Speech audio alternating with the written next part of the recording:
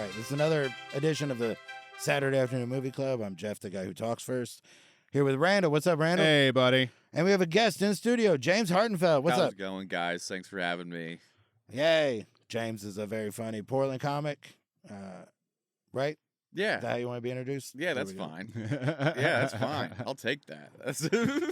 I read it. I read it off the thing you wrote. That's my bio. James Hartenfeld is a good friend and very funny. I had to put the page. That means a lot. Yeah. Yeah. I bet every guest doesn't get that coming in here. So. Not every guest writes their own intro. What? Are you from Portland? No, I'm not. Northern California. Northern California. All right. Yeah. What part? Redwoods, your Humboldt County, Arcata. Oh, okay. Yeah. Mm-hmm. That explains some of it. Some of it. Definitely yeah. the mustache. It explains your vibe. The vibe. Yeah, I get that. Yeah. People say that. People do say that. Yeah. Well, now you know why, because it's accurate. Mm-hmm. Mm-hmm. It's you do have a good mustache. It's not true for everybody with a mustache. Oh, thanks. You do have a solid mustache. Thanks. That came in Portland, actually. Yeah, that started to come in Portland. So, been here for 10 years, 12 years now. And yeah, that started here. So. You couldn't grow one before, or you didn't? I couldn't hone it. Oh. I tried, but couldn't hone it until I moved here. Okay. So. Right, you had to get near a Rudy so someone could trim it down correct. Yeah. Exactly. Had to get around some guys that knew what they were doing. Well, they do a good job. Yeah. What are we... Right, we're about to talk about Necessary Roughness, 1991 sports comedy. But before that, we do the banter part. Yeah. What have you seen recently, Randall, that's not fuck. this? God, I'll go with A Simple Plan. Oh, hell yeah. So- Have you seen A Simple Plan? No, I just think of the band. Fair. Fair. Not the same. Yeah. It is not a concert doc. Right. It is a Sam Raimi. It's basically Sam Raimi's take on Fargo. Oh, cool. Yeah. Yeah, it's a classic film noir. That sounds great. It's very good. It's Sam Raimi's like biggest departure from his own work. Wow. It's very straightforward, but Bill Paxton and Billy Bob Thornton and Sharon Stone. No, it's Bridget Fonda. Bridget Fonda. And there's a third guy as part of their group, but he plays. I know where I don't know his name, but he plays the roommate in Extract to the guy who's suing the plant. He tries to order. He's like, "I'll call Domino's and order more Pepsi." all right, I'm gonna look this guy up. Yeah, A strict Pepsi order from it's Domino's? a strict Pepsi order from Domino's. That movie is. Have you seen Extract? I have. It's Yes. so fucking Yes, I have. funny. Yes. So good.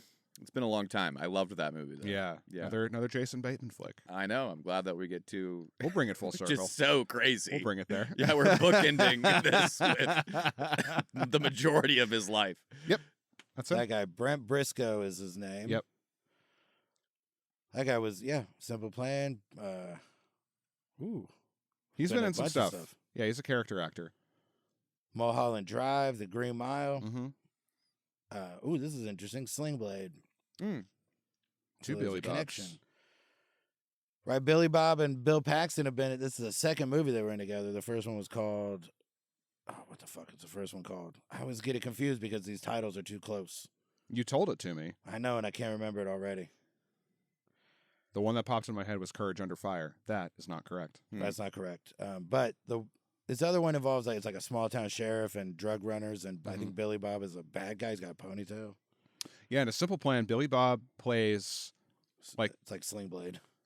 Yeah, but in he's not like completely inept in every way. Sure. He's dumb. Yeah. He's very dumb, but he's like sweet, lovable, easily manipulative. Okay. Easily manipulated. Mm-hmm. But his character's really, really likable.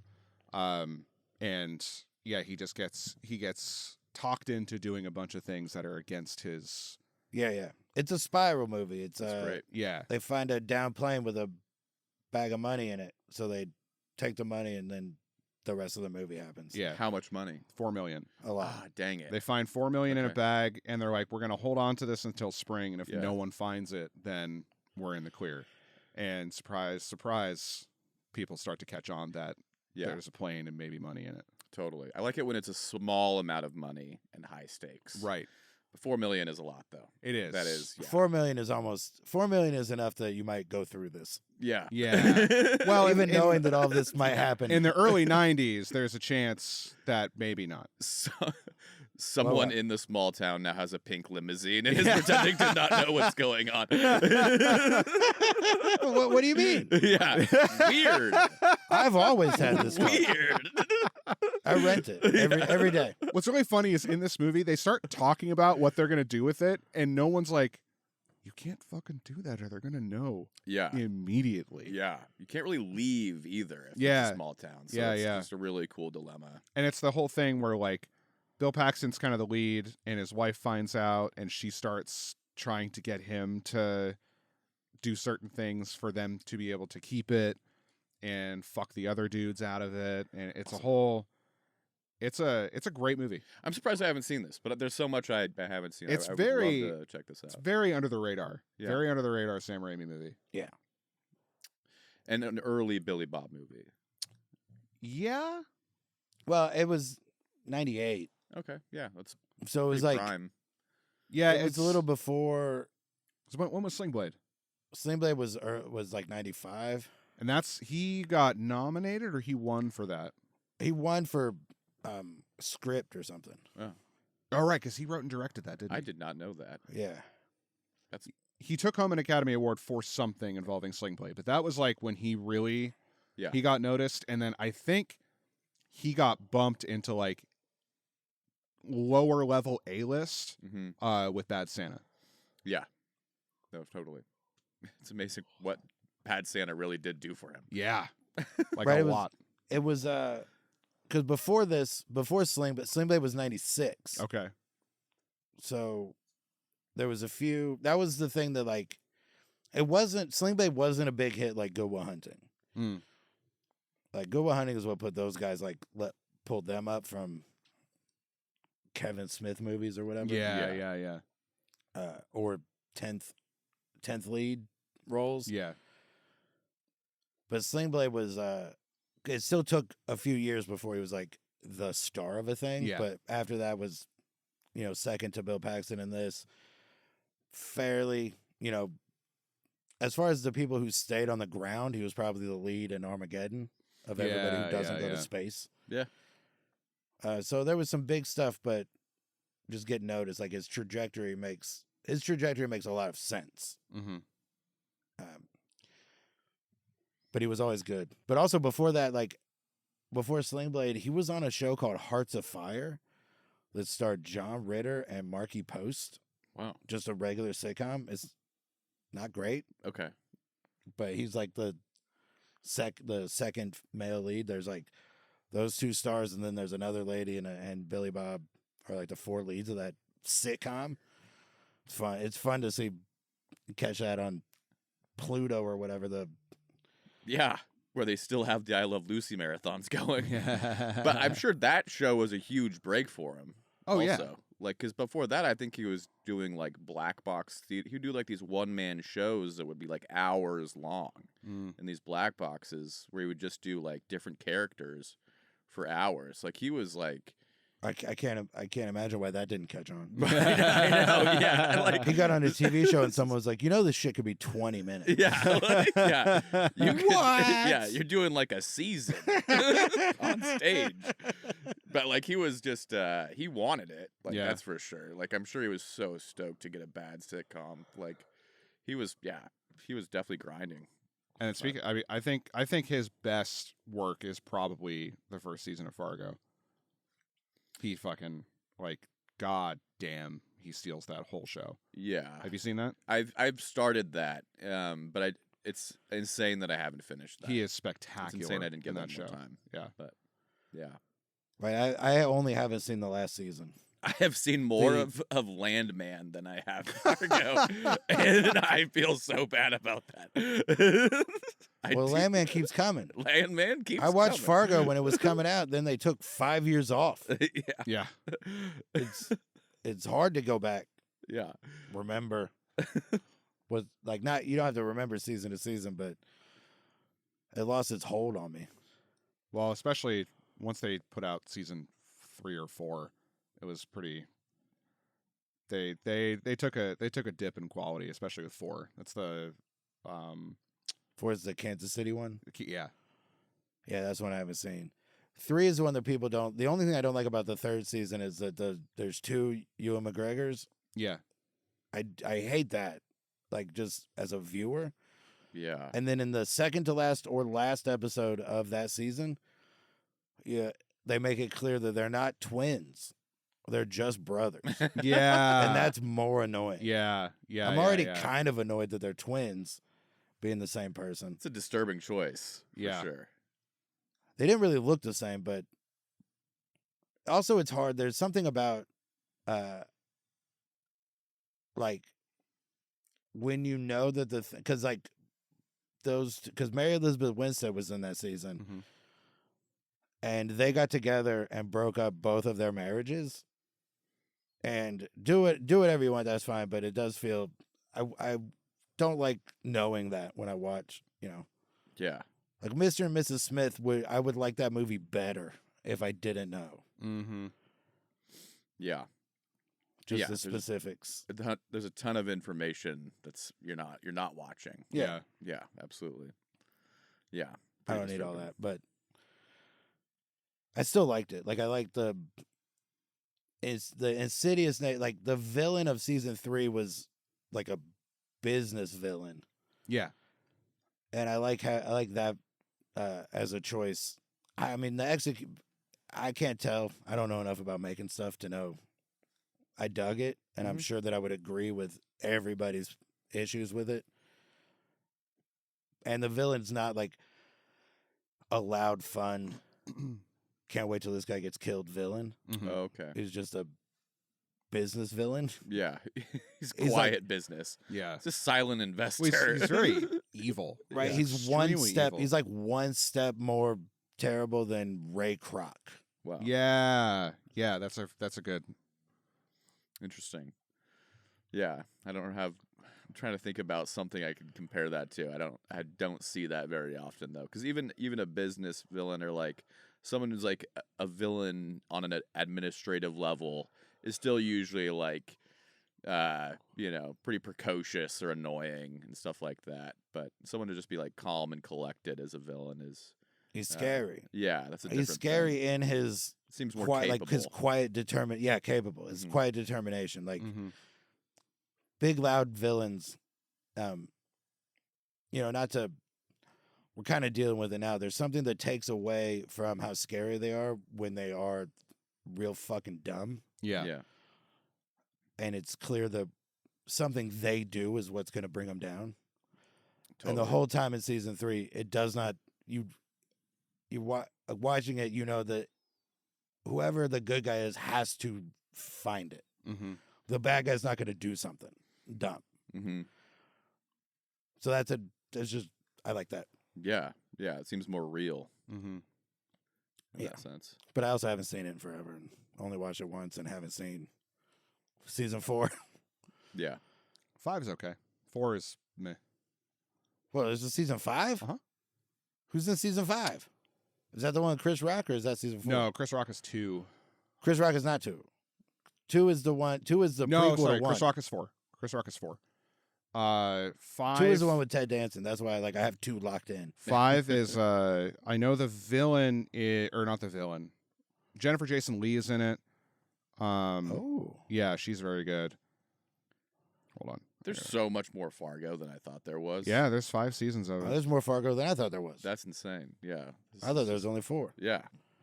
What have you seen recently that wasn't Necessary Roughness? James Hartenfeld? Not much good stuff. Doesn't have to be watched good. a documentary on speedrunners that was really good.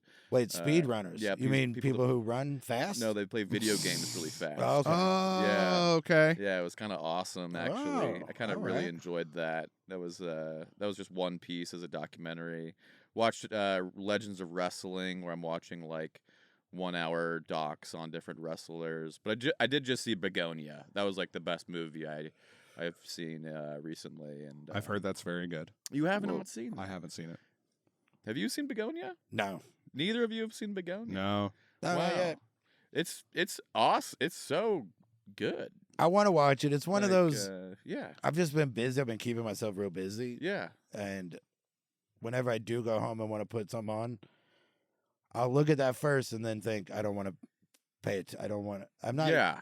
When I'm out doing the shows and then I don't get home until late. Mm-hmm. I don't want to put something on I pay attention to. Yeah, That's fair. That's where Even I'm if it's something I watching- haven't seen before. Like, Yeah. I'll put something on I haven't seen, Mm-hmm.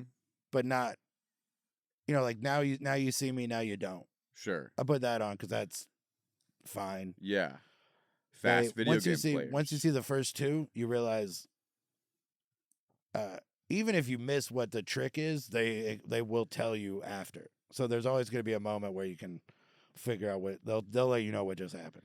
That is something else I watched earlier in the week after some shows getting home was magic tricks gone wrong. Hell yeah. And and it was like fantastic. it was in Right? it was, They never found the rabbit, that kind of stuff.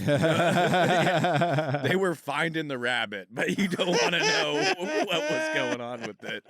Like That's amazing. there was like a cowboy magician like trying to get out from like shackles from behind a car that was gonna drag him. He's like, nope, and I didn't do it right because I was wearing my blindfold. I was being too macho about it. And then the car just drags him down a racetrack, like trying to escape.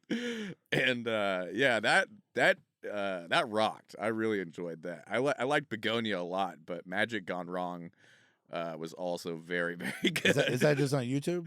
Magic Gone Is Wrong it a supercut, or do I have to seek out video after video? It probably is on YouTube, but I watched it on Amazon. Oh, okay. So there's like Yeah. is it a documentary about magic It gone is. wrong? Oh, yeah, fuck yeah, all right. different magicians from all over the world, and then they get other magicians berating the magicians that fucked up, and they're like, "Yeah, Hell he yeah. didn't know he was doing," and like. It's like, man, this is a wild industry that I'm getting to look behind the curtain. Wow. But yeah. Wow. It was so good. It's so funny. Oh, man. I would love to talk to you both about Begonia. It's I've so heard. good. I'm gonna watch it very soon. But Yeah. yeah, I've heard very good things. I have a love-hate relationship with that guy. Yorgos. Sure. Yorgos. Yeah. Sure. I've mainly loved everything he's watched, but Kinds of Kindness threw me off so much Yeah. that it makes me suspicious of everything else. I could see you both hating it and still being like, but that was really pretty good. That was really good. Like, that's kind of how I felt about it. It Sure. was like, oh, they actually were trying to bite off way more than I anticipated. But that was really awesome still. Mhm. Those were my final feelings on it. Right. I think the one I liked the best that he made was The Favorite. I've heard so many good things about that I have one. not seen that. I think that might be the one where he wasn't trying to bite off extra, like that story is a little easier to get your hands around. Yeah. Yeah. Just pals infighting, Mm-hmm. Mhm. jealousy.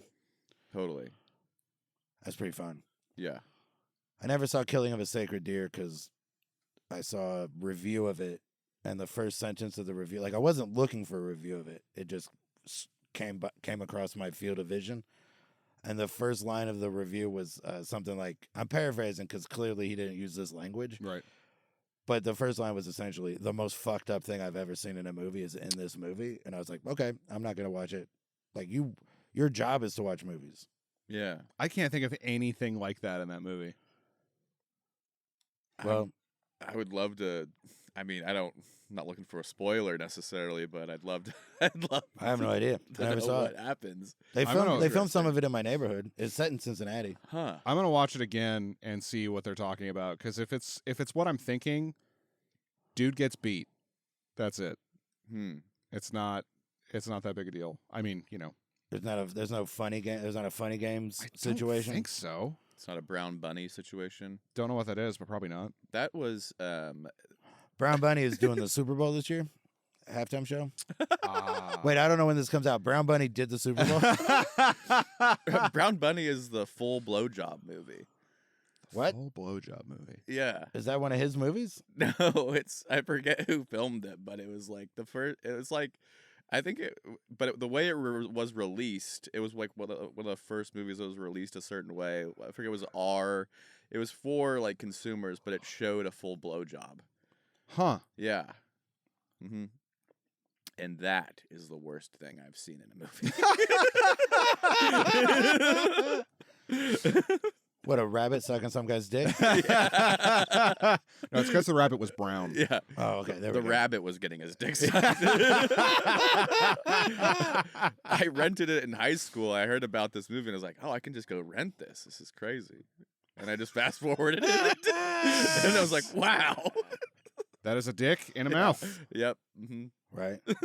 Then, Yeah. then every birthday and whatever, you're like, why does James want a pet rabbit? He's never been a real pets guy. I thought he liked dogs, but I didn't know that he was into rabbits. Let's get you a rabbit. Keep it in your room. The late fees are just sky high on that return. No. But, yeah. Yeah, I always think about that movie. Right. Your parents downstairs, and a couple of times every night they just hear you yell "ta-da" from your room. Yeah. Yeah, it's yeah, it is a magic movie. It is a Excellent. Yeah, it is like The Prestige. All right. Well, this is gonna drive you nuts because the movie I've seen, I don't think you've seen. What is it? It's called No Other Choice. Okay. It's the Now new we- Park Chan-wook movie. Yeah, me and Randall saw it Oh, together yeah, a couple you guys- nights ago. You guys were talking about that. It's so good. Right, a Korean thriller. Sweet. Park Chan-wook, the guy that made Old Boy and the Vengeance trilogy. That's yeah. This has got to be incredible. Right, based on a book by Donald Westlake.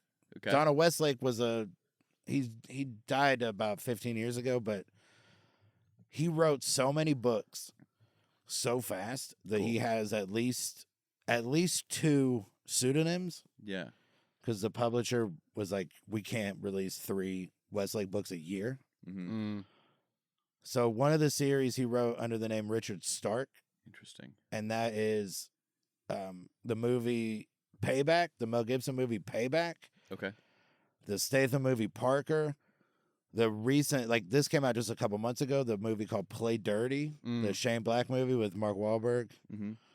The Outfit with Robert Duvall and Joe Don Baker. Those movies are based on Richard Stark books. Awesome. Donald Westlake also wrote the book that the movie What's the Worst That Could Happen is based on. Okay. The movie with Danny DeVito and Martin Lawrence. And it's not a good movie, but William Fichtner plays a character that I would watch 10 movies about. Sure. He's like a new NYPD robbery homicide detective, but he's also real fancy. Oh, okay. He carries like a parasol and a tiny dog, and he's real prim and proper and Awesome.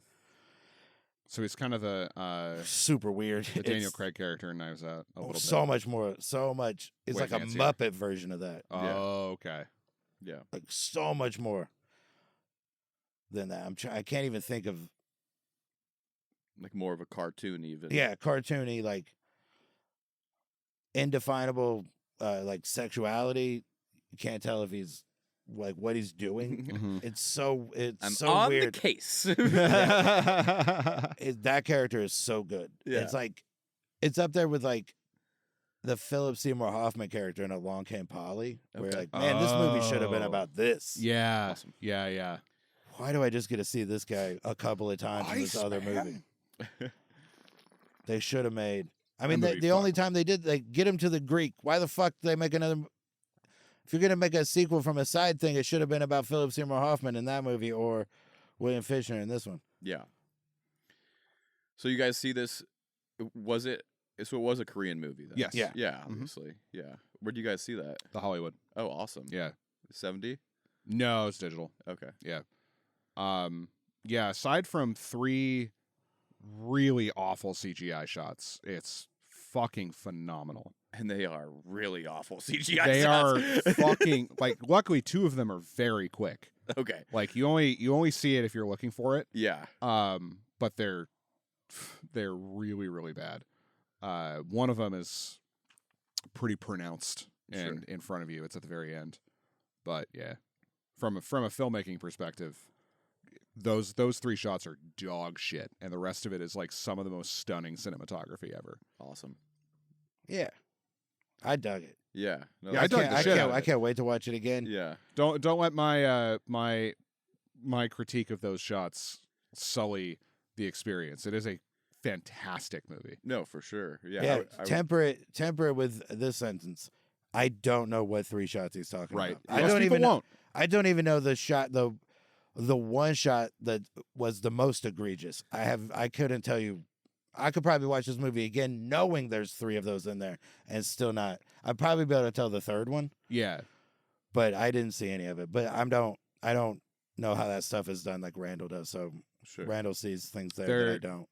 The ones you won't see are so fast. They're like, one of them is a split second, and then the other one is maybe 2 seconds. Interesting. Yeah. It's just green screen driving. Cool. Yeah. Yeah. And that's usually where that is. Yeah. Like And then there's a You think it was a pickup shot or maybe Just because something so much last of second? so much of it is either rear projection, which looks good, Mhm. or it's on location with like a what the fuck do they call them? The car on the car. Car Like on the trailer, car. a trailer Yeah. car. yeah. Or like a hostess dolly or something, but like, or a hostess tray. Don't. let's make sure you get it right. I'm Because gonna. both of us are gonna call you on it. You're gonna we're get not staring at you glazed over because we don't know what you mean. We just can't believe you're wrong. One of the coolest Instagram accounts I've followed over the last 2 years is these guys. It's called Legacy Grip, and they just Oh, yeah. they just rig out cars. Yeah. And like shout out to Dylan who works out of the studio for getting me to follow that account because it's so interesting It's to be like very that's interesting. how they're doing that. Wow. Yeah, you watch how grips rig up a camera or lighting or anything, and you're like, that there's like a whole other car's worth of car to Yeah. film this car. Yeah, there's a lot of steel. There's a lot of steel to get and this shot. It's amazing. And then on this other side of that, it's like, okay, well, we don't have the time, or we don't want to pay to rig up a car to shoot this cityscape. We need to shoot off a bridge. We will try and just slam some AI or CGI into this. Yeah, And that's where yeah. I started to become more sensitive to what are they paying to shoot and what are they trying to skimp on for those, 1 second inserts or whatever. Right, and like It's in really this, interesting. you can see there's just a real quick pan of a car that we're watching, like POV from a driver looking at a car in front of them, and you can see the character's face is very clearly overlaid in this Yeah. pan. It's like, okay, that's not great. And then they reverse it, and you can see like the feathering of the green screen around the dude's head. Mm-hmm. I'm like, that's not Oh. how heads and hair are. There's not divots taken out Yeah. of someone's head. Yeah. But then there's just an entire apparatus with a laser. Yeah. That's like, it's like Discovery Channel animation. Oh, I'm sure. It looks awful. 'Cause but- another thing that made me sensitive to that stuff was a deep dive into that Ice Cube movie that came out that they released that they shot during COVID. War of the Oh Worlds. no. Yeah, Dude. and Holy shit. I almost finished that. I was surprised. I did. I almost finished that. Hilarious and sad too. Sad. Yeah. Like sad that it was made. That's how I felt. I was But impressed at the approach on that story mm-hmm. of telling the entire thing through FaceTime. I'm like, there's something here Yeah. that's kind of interesting. There's a better version of that in a movie I think it's called Searching Mm. or something with it stars John Chu Okay. and his daughter goes missing Oh, okay. and the entire movie is told through through screens, Yeah. Cool. like the news footage and that kind of stuff. Like Yeah. that's like It's like exactly the same thing. I yeah, but respect that. that's good. Like that movie does it. That movie's a good movie Yeah. for a movie where you have to where the format is part of the selling point. Right. Yeah. That's Right, like cool. there's always those caveats. Like that movie Woody Harrelson made that was live Mm-hmm. and one shot is called Lost in London. Like that movie's really good when you put that on it. Sure. Yeah. For a thing that was shot in one take, Yeah. yeah. Great job. Yeah. Totally. Absolutely. But then War of the Worlds, the back half is just a Prime ad. Yeah. It's just one long Amazon ad. Like a horrible one, too. A really bad one. So that movie, I learned That's a lot what we from like. that movie, I need that then. Yeah. That's what every movie should be an ad that kind of talks you out of Amazon. If you don't know how to place an order on Amazon, watch War of the Worlds. You will know how to place an order on Amazon for sure. I'm trying to think of an ad that I would watch as a movie. Like for something where I'm like, no, I would mess I mean, with if you that. want to watch an extended GM commercial, you can just watch the You get Transformers franchise. Yeah, you get Transformers, you get I mean, every Apple show. Every Apple show is an every Apple ad. show. Yeah. Him is an Apple ad. Yeah. Him's just that's a 90-minute Apple ad. Yeah, I take back my thought. Him sucked, but Yeah. I'm so dumb.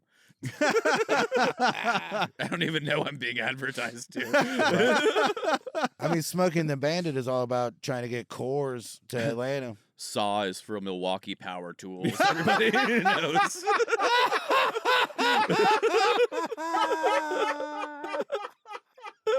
Everybody knows. and Party City masks. Yeah. Right? We need to go Twofold. back in time to when we didn't. Right? I've seen Die Hard 50 times. I couldn't tell you what Nakatomi's up to. As far as I know, they make all their money because they have that building. They're just that whole office. If we really dig down, they're just realtors for the rest of that building. Yeah. I couldn't tell you what. There's like a model, I guess, in an office. Uh-huh. So maybe they build some stuff, but they'd never really tell you. I know it's a plaza. Yeah. There's some shit going down in that plaza. It's a business plaza. Yeah, that some vaguely Eastern European guy really wants to get into Yeah. and fuck some shit up in. Yeah. Right. So let's find out. Email us. Terrifying. Tell us what Nakatomi. Tell us what their business is. Come on in. Here we have them. Takagi. Oh, and to circle back, Fargo season 5. Yeah. Dave Foley, Oh. Jennifer Jason Leigh, Okay. and John Hamm. Fuck yeah. And Juno Temple is the lead lady. Oh, cool. Yeah, great. All right. Well, let's get into Necessary Roughness. But I have to pee. Too many monsters. You want to take a break? Yeah. Let's take a break.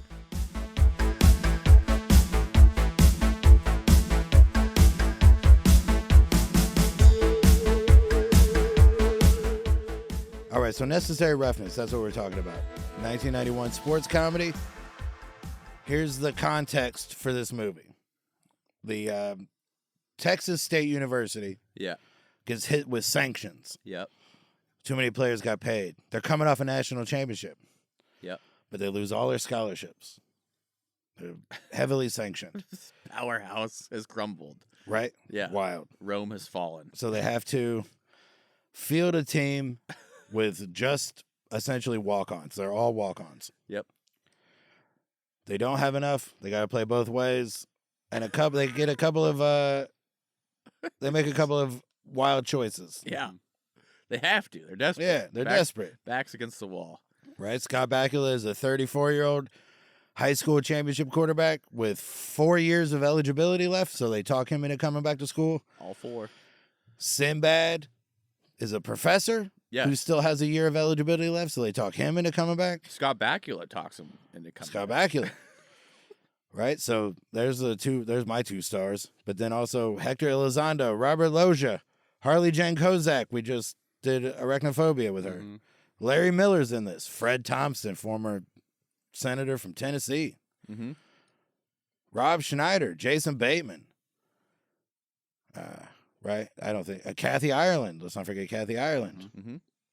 And that's basically everybody. And Paul Giamatti's brother? Paul Giamatti. Is that who that is? Yeah.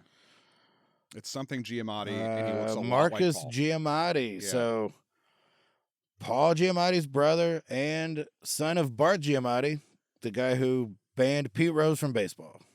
Oh, okay. Former commissioner of Major League Baseball. So that guy's in it. Solid cast, solid premise, underdog story that doesn't quite hold up after this. Just the idea of like we'll get to that. All right, hold on. Let's put this more into context. September 27th this movie came out. Mhm. September 27th, 1991.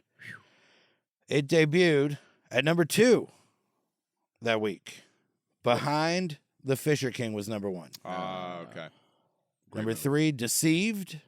Never even heard of it. Number 4, Freddy's Dead, The Final Nightmare. Okay. Bad movie. Number 5, Dead Again. Number 6, Late for Dinner. Still don't know either what those are. Yeah. Number 7, Terminator 2 Judgment Day is number 7 in its 13th week of release. Okay. There, I was like, whoa. Number 8, Doc Hollywood in its 9th week of release. Mm-hmm. Still holding strong in the top 10. Number 9, Robin Hood, Prince of Thieves. 16th week of release. Wow. What a great summer. Mm-hmm. You know, that summer was incredible. Ramblin' Rose. Mm-hmm. Point Break came out sometime this year. Solid shit that year. Yeah. Ooh, the Silence of the Lambs is number 15 on the list. In its 33rd week of release. Wow. This movie, Necessary Roughness, doesn't have. It's a 6.2 on IMDb. Roger Ebert gave it. You want to guess? You want to take a guess at what Roger Ebert's score is? I'm gonna say 2.5. Do you want to take a guess? Out of 4 stars. I couldn't remember what his were. I'm gonna say 2.6. It is 3 stars. Okay. Oh. Right, so not bad. Not bad from Roger. It's a pretty good review of a movie like this. Like, Yeah. Yeah. this is a 3-star version of this kind of movie. Yeah. It's not the best, Mm-hmm. but it's also probably loses a star over time simply because of the obstacle of, I don't want to not paying the players or whatever. Like, that's a real Yeah. kind of regressive stance. Right. At the time, it was more like of a, what's the word? Mainstream. It was a mainstream. Yeah. It was like absolutely not. Yeah. Yeah, it was like a real, you had to be, it was like a radical position. And it's still very new. Yeah, but it's not, the idea that they should be paid Right. has taken hold. Right. The wave has. For 15 years before they did anything. Yeah. So you have this, and it's another one of those, it's not quite at the level of The Replacements, where you're rooting for essentially the villains. Right. Because, The Replacements is a good movie, but every one of those players is a scab. Right. They were against the player. They were, the players' union had a firm stance on the way things needed to be. Yeah. And this is one of those where it's like, in 1991, Ed Gennaro, the Hector Elizondo guy, Mm-hmm. he does make sense for the hero. Oh, I forgot this part. The Rotten Tomato scores. Oh, yeah. 35% critic, 47% audience. I don't disagree. Yeah. I don't really. The audience score is a little low. I would think the audience score would be higher because what promise did they make that they didn't keep? Right. Ball got stuck in the helmet. That's good. Yeah. That's what I look for in any football movie, and this is the only one where it's delivered. Actually, I think that's delivered in like every football movie. Well, I think every how much football comedy- movie I watch. I think every football comedy gives you ball in the helmet, and people love that. That was big in the 90s. Sure. Yeah. They had to change the way helmets are made. Yeah. The visors stop the ball from getting stuck. That's what people don't know, but that's where the visors came from. Yeah. It wouldn't even really happen in professional football. They just kept trying to. Yeah. So it was slowing down the game. Guys were trying to catch with their helmet, like not their hands. Yeah. Catch it with their face mask. I'm surprised. I'm a little surprised by the audience score, but I get, it's pretty arbitrary. Critic score is hard to gauge because the critics have to do that to every movie. Yeah. But I can't imagine going to see this movie and being 47% on it. Yeah. What did you think it was going to be that made you think this wasn't good? I know. Like, Randall didn't love it, but Randall didn't choose to watch it. Does True. that make sense? Right. Yeah. No, Like totally.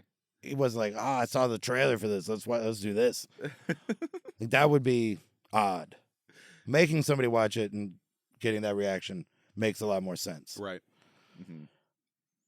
But what wasn't fulfilled? This movie hit it made good on every promise it makes. It was shaking hands with me the whole time. I mean, opening scene, you literally get like this Uncle Rico montage. Yeah. Scott Bacula in the middle of a field just throwing dimes to a scarecrow Yeah. football player, and he's so proud of himself. Yeah. He's so he's like it's it's like it's very Bruce Springsteen, like and.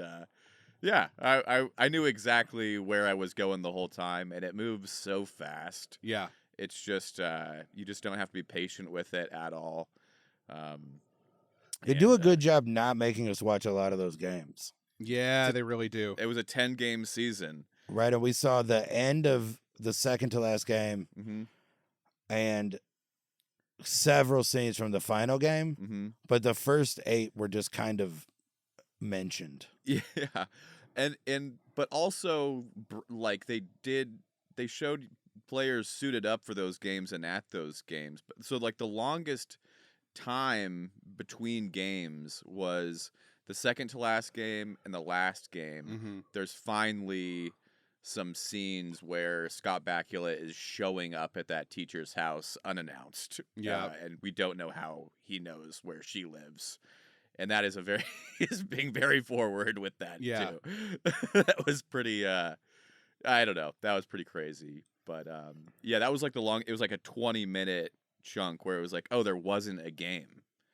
Yeah. And the rest of it was just like these 10-game like these other games just get these flashes. Yeah, that was really just like, all right, we got to get Act 3 going here, guys. We got like $10,000 of budget left. Yeah. And just 15 more pages of script. Like, we got to fucking move. Evander Holyfield's in this. That convict team that just showed up Yeah. is Holyfield, Dick Butkus, Jerry Rice, Okay. Herschel Walker, and Roger Craig, like real NFL players. Where I'm like, those cameos couldn't have been, super. Jerry Rice, it was at the height of his career in 1991. Like Holyfield, like. Surely these people got paid to show up for this insane scene. Well, I mean, it came out in 91. It was probably filmed in 1990. Yeah. So that means 2 of the names you just said just won a Super Bowl. Yeah. Roger Craig and Jerry Rice were both on the 49ers. Yep. And I don't know. It's not like I have football knowledge at the fingertips. They beat the Bengals. Yeah. So that's how if you ask me what happened in the 1990 Super Bowl, couldn't even tell you who played. Yeah. No, it's... So that to get those guys to show up for this couldn't have been nothing. But I don't know what the budget looked. I was tempted to look up the budget, and then it's okay. But those were big polls for this movie. And if you're a football fan watching this at the time, you're probably like, "Wow!" Like you probably leave the theater so satisfied. I would imagine. Oh, yeah, right. For sure. Like in I mean, I'm not saying this for any other reason than just the thing where Bacula shows up at her house. Yeah. So this movie, Paramount got behind this movie because Major League was a hit. Yeah. You can tell that they wanted another Major League simply by looking at the poster. It's the same design as the Major League poster. Yeah. Major League has the baseball with the mohawk and the shades, whatever, coming out of the thing. Mm-hmm. This one has a football doing a thing. Yeah. And they're trying for that. Mustache guy. Him showing up at her house, there was already an established connection between the two. Yeah. Yeah. So it's not that crazy. Right. There might have been a deleted scene or something. Sure. Then the only reason I bring this up is to contrast it with Major League, where Tom Berenger goes to Rene Russo's house. Mm-hmm. Like he does, like we watch him follow her. We watch him stalk her. Yeah. And there is some could argue, like there's a significant age gap between Tom Berenger and Rene Russo in Major League, and at least in this, it's established that they are the same age. Right. Yeah. Yeah. So he shouldn't show up unannounced, but it's not as obviously unannounced as it is in Major League. Yeah. Where there's no, how the fuck did you find out where I live? Right. Like, she doesn't say that to him. Not at all. Yeah. So I would think that she would if it was that. Yeah. Because she does in Major League. How did you find me? Totally. But yeah, don't do that. Yeah. But Yeah. neither are good, but one is less good. Mm-hmm. One is an obvious crime, and one might be on the cutting room floor. Yeah. Yeah.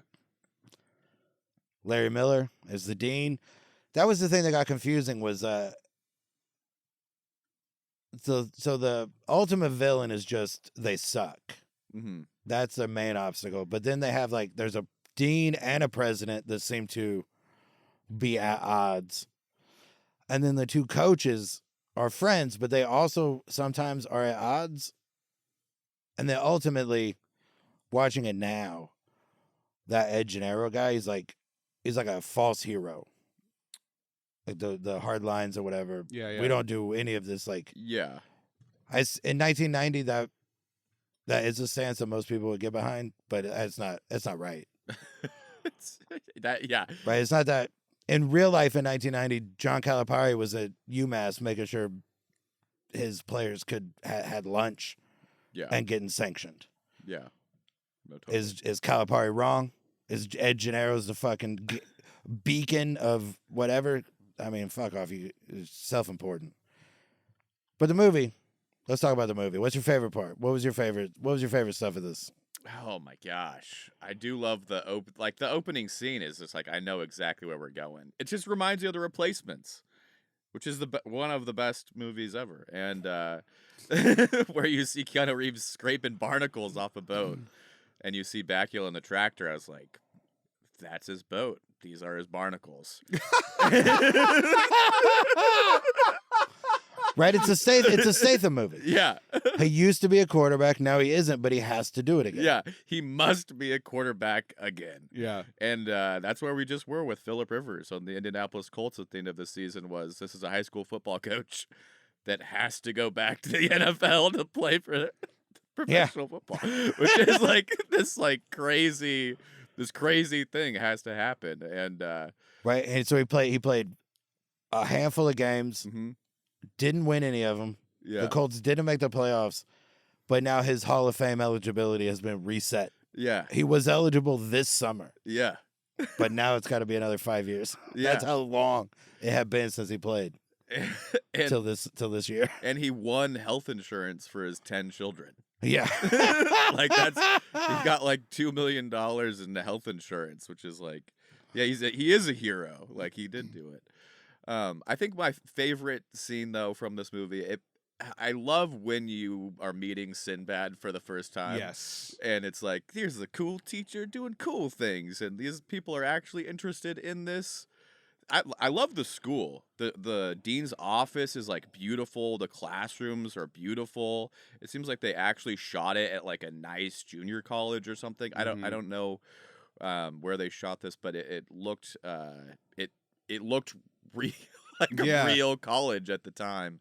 But when Scott Bakula recruits Sinbad, it is insane. And because then I think it's 3 minutes worth of time from meeting Sinbad, telling Sinbad that he knows who he is in real life. Hey, you're not just a teacher, you're a football player. And then the next scene is Sinbad in football gear at practice.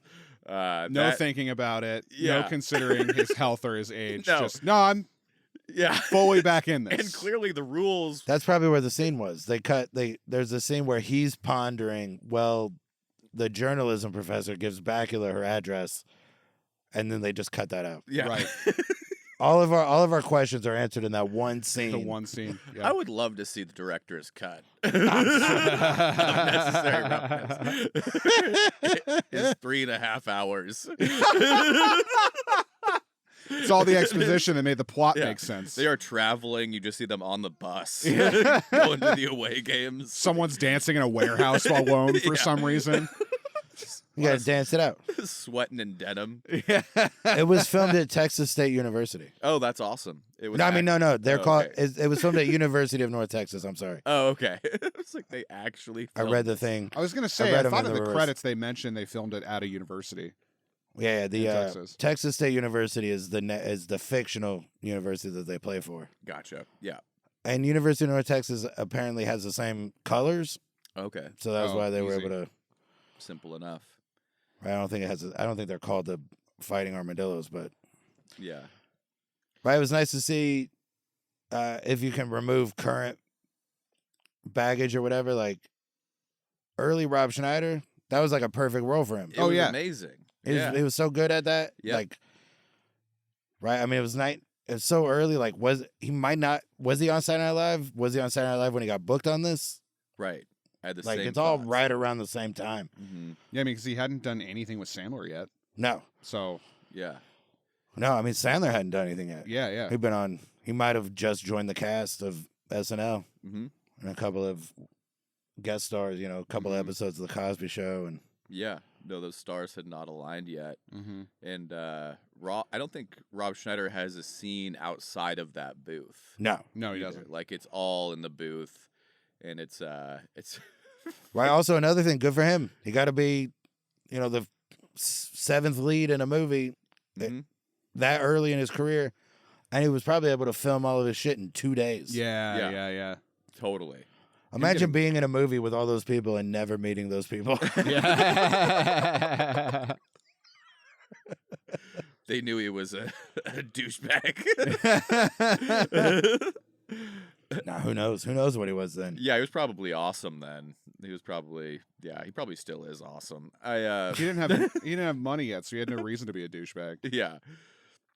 The Jason Bateman scenes kind of challenged me. There were performances in this that I thought were good. Yeah. Where actors were probably working hard. And Mhm. I think Jason Bateman's character was one of those characters. Oh, for sure. His scenes were, I'm trying to think, have I ever seen him that young in something? I have to Unless think you about watch Well, yeah, I Teen mean, Wolf. it was 5 years after Teen Wolf 2. So yeah, I would have That to go TV with show he was on was out around then too. Step by Step or whatever. Okay. Yeah. It was some show. I can't remember. Hogan Family. That might have Sure. been it. Yeah. He was like a TGIF. He was on one of those Oh, okay. sitcoms. Mm-hmm. Yeah, I liked his performance a lot. The handshake at the end with him and Sinbad and a little dance. Mm-hmm. That was super cool. That was super cool. Yeah, I was like, I bet he was stoked to do that with Sinbad, because Sinbad was way bigger than him at that time. Yeah. So he's like, oh, I'm doing this with Sinbad. Like, that's gonna be awesome. Mm-hmm. Right. And just a little Sinbad update. He was cast in Tyler Perry just cast him in the thing he's making now. So Oh, cool. he's doing stuff. That's super cool. First thing he's done post stroke. Oh wow, So I didn't know he had a he stroke. had a stroke a few years I ago. Yeah. forgot Shit. about that. I did know about that, and So that's good news. Yeah, yeah. Get to see Sinbad again. Mm-hmm. He's not in that many movies, and this one's one of them. I fucking love it. I love this movie, but I love Sinbad. There's this shot of Scott Bacula and Sinbad in the bar fight that I really enjoyed, where it's just a shot of the bar, and they lit it so like there's just some like neon signs kind of behind the bar, and the bar's a little dark, and the fight's going on like in front of Scott and Sinbad, and they just like they both climb on top of the bar. Oh, like, yeah. they just got like hit or something, and they climb on top of the bar and look at each other, and they're like, they're like, well, I guess we have to jump off this bar and keep fighting everyone. And then they just go, whoa, with their arms out, like back into the fight. And I'm sure they're jumping onto some, pads below them, but it's just this really. As if everyone is fighting on the floor in front of them. Yeah, and they just Yeah. have to, yeah, exactly. Like they're about to jump in, a cloud of dust is going to come up, and hands just fly out of the cloud. Totally. They're just grappling. Everybody's grappling now. It's not really a fight anymore. Exactly. Just wrestling on the ground. And they're gonna pancake them. No, 100%. The bar fight was fantastic. Also, one of those things that's straight out of The Replacements. So the Replacements just ripped this movie. Like ripped this movie off completely. That's what it felt like to me was just like Little Giants. All these football movies are the same. Like they are all the same movie. And Well, guess don't give them too much yard. credit.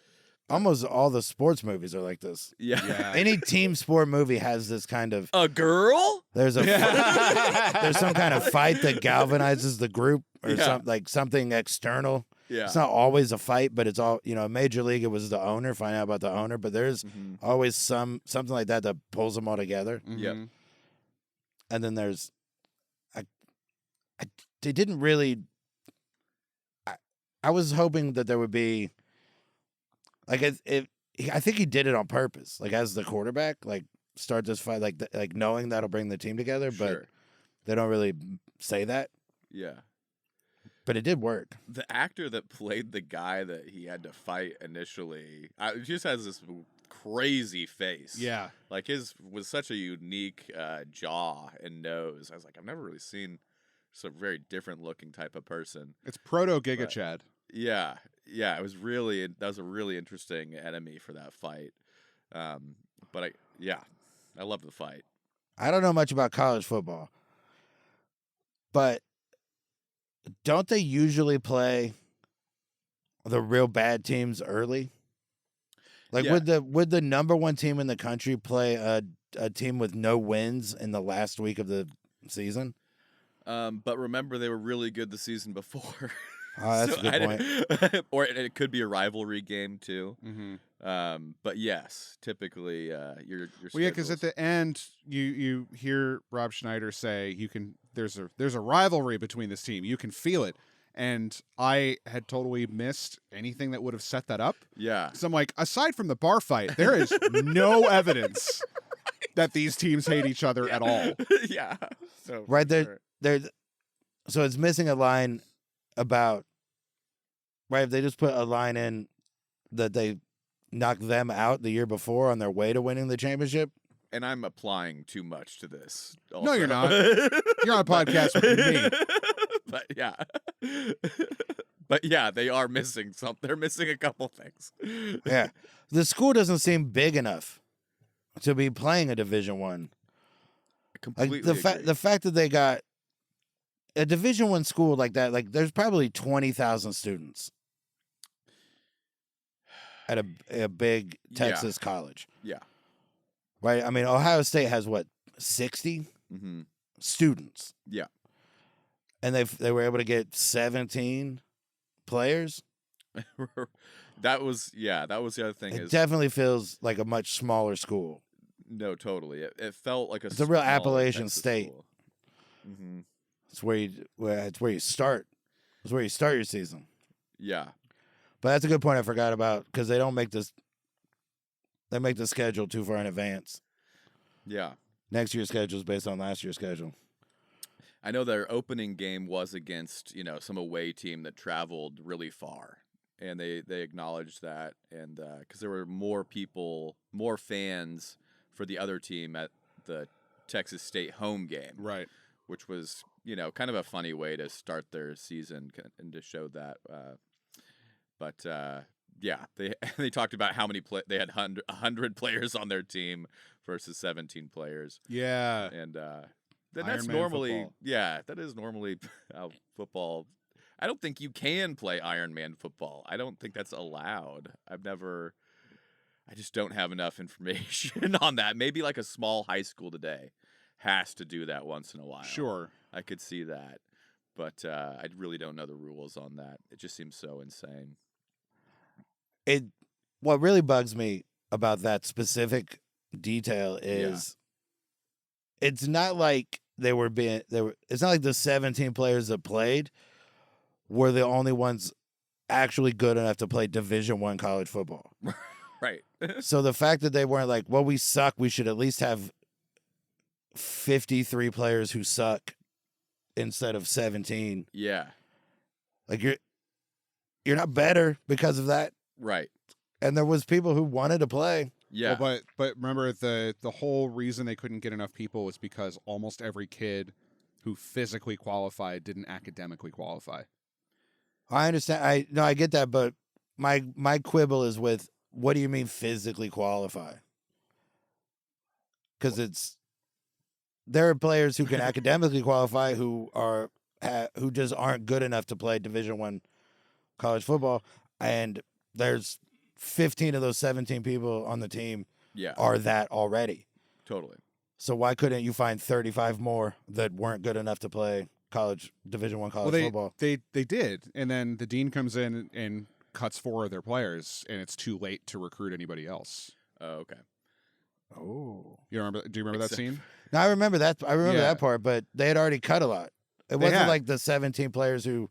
These are the only 17 or whatever. These are the only 21 who showed up, and then these 4 got Fs. No, it was that they cut those 4 players, and it was too close to get anybody else. So they decide right then and there it has to be. Yeah, no, I know what you're saying. Yeah. What I'm saying is the fact that they were low enough that they were close enough to that cusp. Right, they had 6 players got cut, so that meant that they had 23. Right. That's where they fucked up. Like. It's not that people got cut or whatever. Start with 35. They all kind of suck. So have 53 players who kind of suck, and then now you drop down to 47. Right. Mm-hmm. That's a. I had a huge problem with recruiting a teacher. Too. I was like, nothing matters. Okay, like that was. I also had a very big problem with recruiting a teacher. Was a big problem. As much as I love Sinbad. Was it not allowed?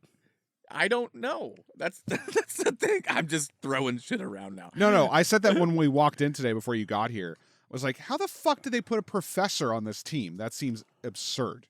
Yeah, it was. It is. I literally threw my headphones off. It's like you can't say you can and can't do certain things with this 15-player team and then just let a teacher on the team. And was that before or after the players got cut? And then that was before. Okay. And if there is a recruiting deadline, we're just letting a soccer player play for the last 2 games. That's very true. So where are come on. I didn't think about that at all. Right, they're not following their own rules. It's amazing how much more sense Space Jam makes. Like as a sports movie, it's amazing how much more like I got the logic and like what's going on there. I'm like, yeah, okay. They touch the ball. Powers are in the ball. Yep. And Michael's he's. All you have to do is establish rules and then follow those rules. Yeah, exactly. And your movie makes sense. Yeah, this universe the universe of Necessary Roughness is like. Oh my god! It's troubled. It's crazy. Yeah. It's very it also troubled. doesn't. It's not like it helps the movie by having 7. Like they don't show enough of the game, and there is definitely not. The fact that they're playing both ways that comes up once when they start giving Bacula shit for not having to play both ways. That's basically the only time it's mentioned. Mm-hmm. So it doesn't change the underdog status. Isn't that there's 17 of them? It's that they all suck. Yeah. You still everything's the same if there's 45 shitty football players on that team. Yeah. No, absolutely. It's insane. And something else I wanted to bring up is Scott Bacula living on campus at 34 years old. Yeah. with the Samoan player. Who did a phenomenal job in that? I'm pretty sure he's in The Longest Yard too. That guy, Peter Navy. Yeah.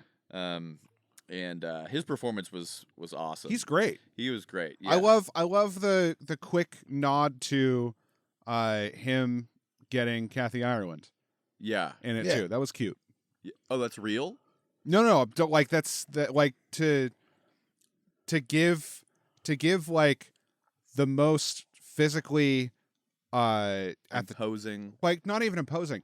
Like the person in the movie that you would think would be the least likely to get the really hot girl. Okay, yeah. And there's like a cute moment where they seemingly get together. I'm like, that's something that doesn't happen, especially in the early 90s. Right. Yeah. The clearly the most decent person on the team. Yeah. Is respectful to everybody. Mr. Blake the whole time. Yeah. Right. He just wants to do a good job and wants everybody to be cool to everybody. Yeah. He's the hero. He really is. He's the best character in this whole movie. They will not touch you, Mr. Blake. Yeah. Yeah. And I talk about Iron Man play. He was killing everybody the Yeah. entire season, and it was so cool to see that. I was stoked that he got Kathy in the end. She is just what an absolute smoke show.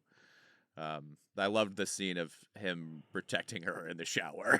Yeah. I was like, this is really provocative and cool.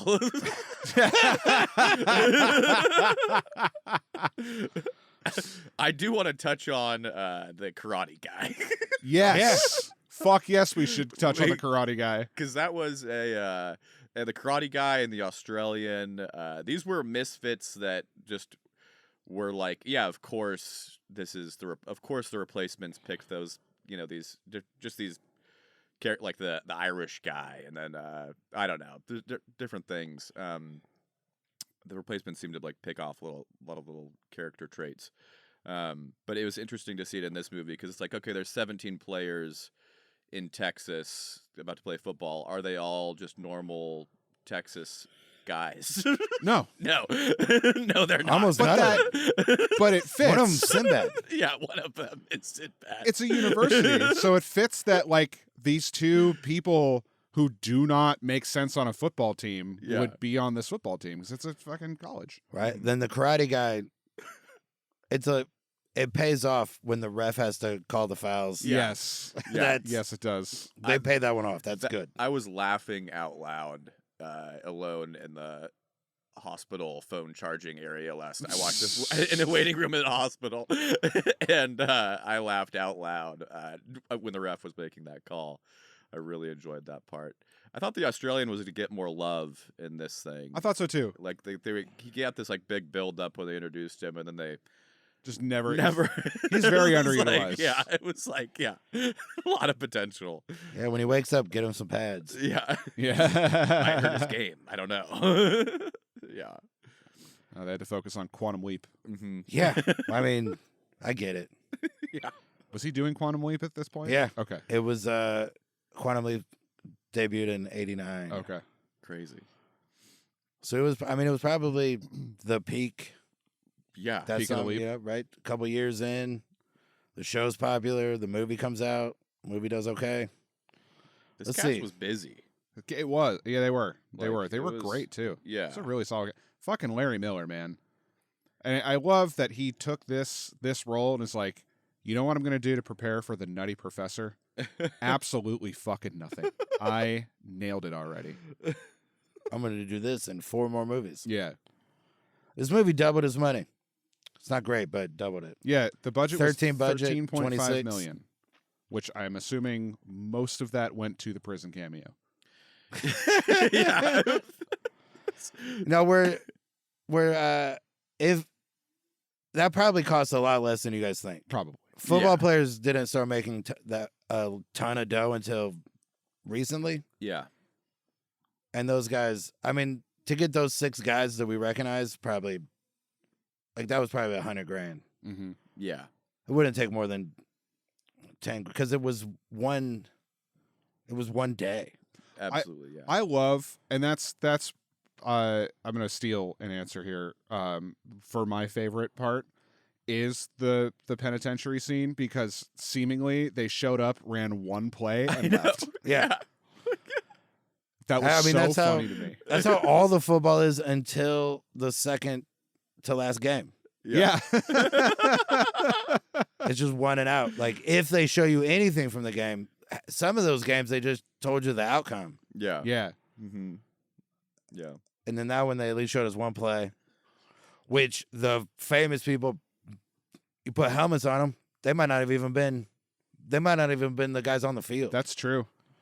Yeah. All they had to do was line up. Get off a bus. Yeah. That really just get on. Yeah. Put this on, walk off the bus. Butkus is going to talk. Mm-hmm. Have a nice lunch. Mm-hmm. Here's your $10,000. Yeah. A guard shoots a gun Yeah. to get them to stop. Like, it's just, oh, man. Really borrowing from Longest Yard. Yeah, no, there's that longest. Yeah, it's like it is like all of the football movies. I feel like the guy who made this movie just really wanted to have his own little longest yard moment in it. Yeah, absolutely. Right. I mean, you're right. That doesn't make. Why would they? How would Like, that why prison would have- they do that? Why would a university bring these kids to a penitentiary for prisoners to fuck them up for a little bit? Well, actually, no. I think that was Larry Miller that did that. He like set that up. Yeah, that's what I'm saying though. Yeah, It's okay. like Yeah, that's Whoa. insane. yeah, That's such an insane thing to do. yeah. No, totally. His This- motives were unclear to me sometimes. This He is just the last wanted them to movie that director directed. Oh, really? Yeah. He died in 2018. Oh, damn. So he really didn't do much at all. But, Big Burt Reynolds. right, you look at this. Here's the movies he made. The first movie, like, he directed Mr. Mom, Mm. which just early Michael Keaton. But then he directed The Man with the Run Red Shoe, She's Out of Control, and Necessary Roughness. Those are the last 3 movies he directed. What do all 3 of those movies have in common? They all star television stars. So you can get him cheap. Awesome. I mean, At Man the with time, the Run yeah, Red Shoe yeah. was Tom Hanks, but 1985. Oh, that's So he wasn't cheap. Tom Hanks yet. Yeah, that's cheap. Tom. She's Out of Control is Tony Danza. Mm-hmm. And then Because when was the Burbs? The Burbs was 89. Yeah. I mean, Tom Hanks was. It wasn't until like Philadelphia. Yeah, I was gonna Or say he Big, had, Big was the first like good, where everybody's like, "Damn, that movie's good. He's good." But it wasn't until Philadelphia when they're like, "Oh shit, he can act." Like Yeah. it was all just comedy type. Yeah. The Necessary Roughness has Bacula, another TV star. Sinbad, also a TV star Yeah. at that time. Different world. yeah, Yeah. get him real cheap. Yeah. Which, like, good on him. Like, recognizing talent for talent, not for fame. Yeah. And it's not even like I'm sure they do cost less, but they also have a schedule that you can predict Yes, absolutely. in a way that you can't with people who just make movies. Yeah. So they probably shot this in the off The season summer for- of 1990. Yeah, Mm-hmm. Brilliant movie. Because it came out in September, so there's no way they shot it in the summer of 91. no, Mm-hmm. But everybody goes on hiatus and has the same 3 months off. Yeah. NFL players. Yeah, they're off too. Uh-huh. Yeah. Mm-hmm. Yeah. Chris Berman. I wonder what this guy did after, because he hasn't done any. There's nothing on his IMDb page after. Let's see if he even has like producer credits. Or No, nothing. not even a TV show. He has 10 credits total. which I mean that he's probably one of the people who did enough to make enough and was like, this industry fucking sucks, and Sure. then stopped. Mm-hmm. Yeah. Oh. Also, it says he didn't pursue a career in filmmaking until he was 40. Awesome. So he really liked movies, Yeah. decided he wanted to make them, Mm-hmm. made a few, was like, oh no, I don't want to do this anymore, and then took what little money he made and fucked off. That's true. I can't say that from the movies on his list, Yeah. there was no reason to keep him around. Like there's nothing about these movies to make me think he wants to make movies. Right. Totally. He just is making it. Yeah. Yeah. There's no style. There's no like There's no visual style. There's nothing. There's no flourish to it. No. No. And No, it's a very straightforward college football comedy. Right. To be fair, like this is the kind of movie directing resume where I would have expected there to be, following this, I would have just expected there to be 160 TV directing credits. Yeah. did he write this too? He did not write this. His writing credits are It's kind of shocking. He didn't write this. he got a story and screenplay on the first movie he directed. He got that credit, and that movie is called Dirty Little Billy. I don't like that title. I like that time. Oh, it's about Billy the Kid. Is Billy in the room with us? Oh man, it stars Michael Pollard as Billy the Kid. Little clean Billy. Right, I'll show you Michael Pollard. Look at this picture. You recognize that guy? Vaguely. He's in a million things. He's he's in House of a Thousand Corpses. Maybe you recognize him from that. Oh. He's in Okay. Scrooged. You just watched I Scrooged. did just watch Scrooge. Bonnie and Clyde. This guy's in a bunch of shit. But that was the first one. And then Mr. Mom, he has a story by credit. Nice. Okay. At least you got something on Mr. Mom. Right? And he directed a movie. You know, Martin Mull's the third lead TV star. The idea of sitting down to write this one is like, just like, all right, or you write this, the character says this, and then that thing happens, and then you just repeat that throughout the movie. This is Blows my very mind. much this happens and then this happens and then this happens kind of story. Yeah, it's super cool. Bring that back. Bring that style of cinema back. It works. It sports. It's hard to do a sports movie in another way. And that's what makes why am I blanking on this? The soccer TV show. Ted Lasso. Is so great. Well, yeah, because that movie is not about Soccer. right. Yeah. It is tangential or whatever, but Mm. this one is just, are they going to win a game? Yeah. That seems to be the only thing that the movie gives a shit about, or that we're supposed to give a shit about. Yeah. That's what we need. Because there's no, like, I can't even remember. There's that they indicate Mm-hmm. that the center and Kathy Ireland, or that she likes them or whatever. Yeah. There is a brief moment right at the end, but this movie's over. We don't know if Bacula and the journalism professor got together or stay together, or what happens to the coaches, or the coaches stay. What does One of them generic? dies of Yeah, we don't. indigestion. That line was very funny. Is it fatal only in Mexico? Yeah. That was a great line. That was a great line. Yeah, and we don't need to know. No. No. It's the beauty of it. Yeah, because the movie doesn't give a shit about anything other than if they do or don't win a game finally. Mm-hmm. Which I love. By the time we get to game 10, they have tied 1 and they have now won 1. Yeah. So they've virtually won nothing. Yeah. This is purely symbolic. Yeah, they're 1-8-1. Yep. It is symbolic, right? It's all symbolic. I mean, it took Marshall. They didn't win. Did they win? I think they might have beat Xavier when Xavier still had a team, or Xavier was the first team they beat Yeah, I forget. after they put their team back together. But yeah, I mean, this is based on those like the death penalty sanctions that the school got hit with is based on what happened at SMU, Southern Methodist. Mm-hmm. They got a repeater tax or whatever because they got busted 3 times in like So 5 tight. seasons for this. I love SMU. And then didn't have a winning season. So they got all their like their scholarships and all that stuff pulled. Yeah. Their 1987 season was forfeited. They weren't allowed to have a football team in 87. In 88, they were only allowed to play road games. Yep. So the school bagged the season. 89, they brought the team back, and they didn't have a winning season until 2009. So this is kind of based on some SMU stuff. The trying to think about sanctions, that. the Yeah. initial what happened to it. Yeah, I was like, what would this be based on? And that, yeah, it's absolutely that. Mm-hmm. Makes total sense. Yeah, they just got wrecked. Yeah. But it worked. All they had to do was win a game, and they set it up that they're just trying to win one game. Mm-hmm. Like Major League is they have to win the division. Mm-hmm. But they just had to win one game, and it does not. They do a good job of making us as the audience. It's unlikely. Yeah. It doesn't seem like yeah, it's their gonna wide happen. receiver cannot catch a fucking ball until the winning touchdown is scored. Yeah.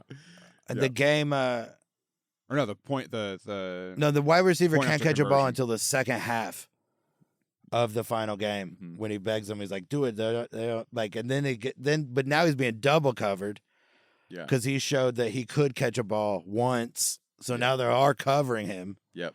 They weren't for the first 9 weeks of the season. Wide They open. leave him wide the fuck open. Mhm. But he caught one pass, and now they're double covering him, which Mhm. leaves the guy that's wearing the jersey the Scarecrow was wearing, Mm-hmm. the team manager or whatever. Yeah. He finally gets to play, which did bring up a funny Rob Schneider line when they're sending out the kicking team, and he's like, "Now's not the time to make sure everyone gets to play." Yeah. Oh, yeah. And Yeah. even the tie, like the way they only tied the game because the weather was so bad that nobody could do anything. Yeah. Right. Yeah. But they have a kicker that can kick finally. Totally. Man, the rain on that turf looked so. They're playing on turf the whole time. That hurts so much. So much. It hurts your body so much falling on that. And it's amazing they survived that season. Yeah. But yeah, everyone's so bloody in that last game. Like, what was it? The in the rain, the Jason Bateman Edison guy. Yeah. He takes it down to the 27 and then slides to the 14 or whatever. Like hydroplanes. hydroplanes to the 14. Yep. That would be fun. Yeah. Slide, not getting tackled or anything, but an Hydroplaning on. an empty field that's that wet in that rain. Absolutely. Sliding on it. Fuck, Totally. that's awesome. AstroTurf sucks. Yeah. It's hard to play on. It was like an innovation. And they Horrible were like, idea. "Oh, never mind." Like they all did it, so for a while they just had to keep it. Yeah. And then as soon as they built new stadiums, they were like, "Never mind, don't do that." Yeah. Yeah. All right, so that's Necessary Roughness. What what do you guys think? I like it. If you like football movies and Sinbad, you'll like this movie. It was fun. Yeah, I like it. I like it. It's like I love Little Giants. I love The Replacements. I don't really like The Longest Yard movies as much. I probably like this a little more than The Longest Yard movies. Yeah. And I think I like Little Giants and The Replacements maybe a little more than this movie. And that's where it lands in my football. That's not bad. Football You're theater.